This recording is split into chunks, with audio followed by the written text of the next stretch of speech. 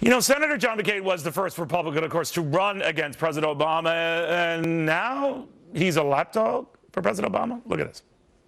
But I'm the only one actually standing up and saying the war in Libya was a mistake. The bombing of Assad would make ISIS stronger. The arms to the Islamic rebels would make ISIS stronger. So I'm really the one standing up to President Obama, and these people are essentially the lapdogs for President Obama, and I think they're sensitive about that.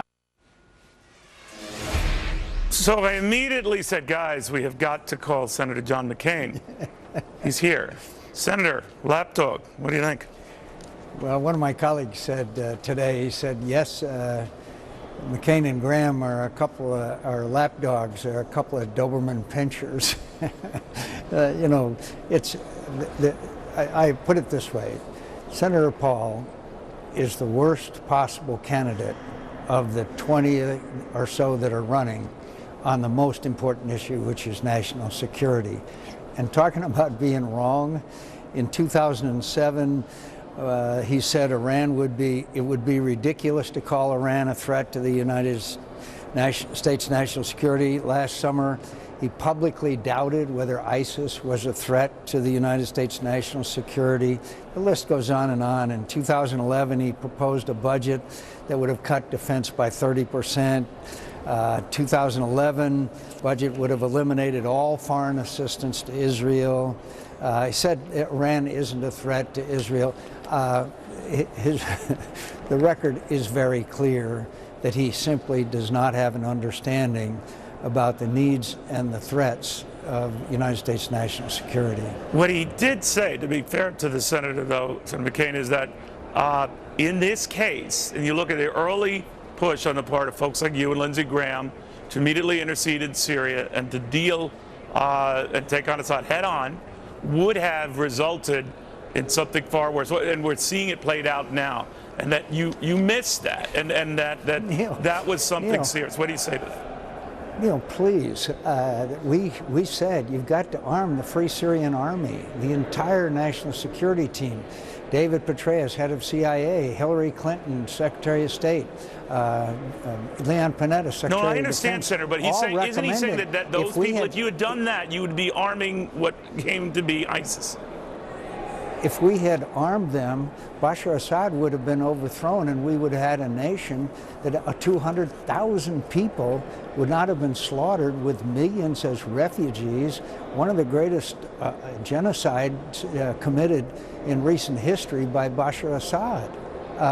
He was about to go. It was the President of the United States himself who said it's not a matter of whether, but when Bashar Assad is going to leave. Dempsey, the chairman of the Joint Chiefs of Staff, Panetta both said it's inevitable that Bashar Assad will go. So we watched while the Iranians came in with 5,000 Hezbollah, tons and tons of equipment, training, the Iranian Revolutionary Guard. Well, no doubt, Senator. And as you said to me, I mean, it's all water under a very bloody bridge, and you're quite right. But now you mentioned at the outset, in particularly sharp criticisms of Senator Paul, that he is the worst of that bunch running for president right now on these issues. Yes. So if he were your Republican nominee up against Hillary Clinton, who would you vote for? Yeah, I would support the nominee of my party. I am a loyal Republican. I would hope that good sense would prevail here, because the realities of the world today does not allow for the isolationist policies. We've already seen what happens from, quote, leading from behind, leading from far behind. And that's what Rand Paul would do. But I would hope that many of us could prevail on him to see the world in a very different light. But I'm not going to not support the nominee of my party. Is he the worst of the presidential candidates and within the party right now? On national security, absolutely. There is no doubt in my mind. When you want to eliminate aid to Israel, when you say that ISIS is not a threat to the United States of America, I mean, the list goes on and on. And by the way, he keeps mentioning Libya. My friend, we didn't lose a single plane or pilot in Libyan operation. Gaddafi was at the gates of Benghazi. He was going to slaughter thousands of people. And after he was taken out, we walked away, again, leading from behind. If we had done the same thing in Europe, after World War II, after we defeated Nazi Germany, terrible things would have happened in Europe as well. Lindsey Graham and Joe Lieberman and I called for and begged for the kind of assistance that Libya needed at that time, and now, again, leading from behind, we're paying a very heavy price for it. But you know, this is not the first dust-up you've had with Senator Rand Paul. Or for that matter, Ted Cruz, many said they're both the sort of the very in-your-face, rising, young greatest senators, both of whom now running for president. Senator Cruz was among those who, during New Hampshire over the weekend, had said he had pressed you on a bill to allow concealed firearms at military bases. You said he had never done that. He had to dial that back. I guess you guys have kind of made up, but he said of you, that is Senator Cruz, oh, I like John McCain. He can always be counted on for a good quote. Where do relations stand with you and Senator Cruz? Fine. We're friendly. Who do you like more, Senator Cruz or Senator Paul? It's not a matter of like or dislike. I like them both. It's not a matter of like.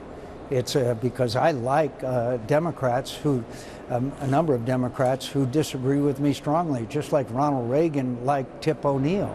But the fact is, what do I think is necessary in the transcendent issue of the 2016 presidential election? National security. I will repeat, Rand Paul would be the worst candidate. Would Ted Cruz be better? Yes. Yes, and yes, has a much better handle on our national security issues. And I'm not, look, Lindsey Graham is my candidate. He's the guy that understands the best. He's the one that has the understanding in depth and ability to lead this nation through what Henry Kissinger said are the most period of crises since the end of World War II.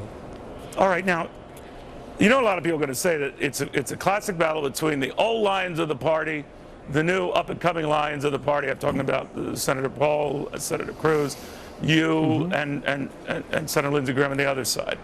Is that fair?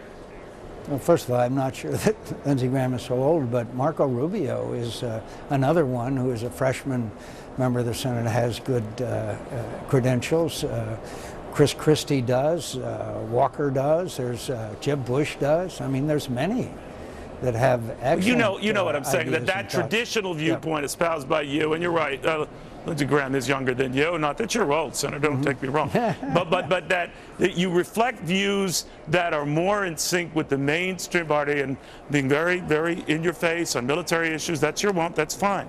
But the Cruzes and the Pauls have a much more different, don't get knee-deep, don't get involved, watch what kind of altercations we get into because we've paid dearly for that.